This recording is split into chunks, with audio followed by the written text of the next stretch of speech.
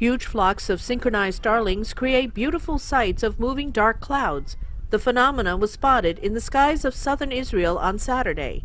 Israeli ornithologists and amateur bird watchers flocked to an open field near the southern city of Netivot to get a glance of the rare phenomenon called murmuration.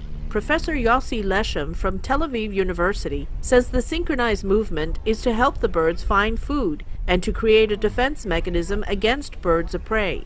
These will usually try to hunt individual birds and rarely attack big flocks. There are two reasons why few 100,000 of starlings are coming together in the late evening. Because one is to get the information where they have food and they will follow the ones which found the food. The second one is if a hawk is coming to catch one of the starlings, if he's by himself, you have a problem. But if they are a big flock, they can open and close and move dramatically, and then the hawk cannot catch them. And this is a protection against the hawks. After a long absence of some 20 years, short-distance migrant starlings have returned to Israel. This is a phenomenon experts find difficult to explain. Today, hundreds of thousands of starlings inhabit Israel, compared to millions in the past, according to scientific estimations.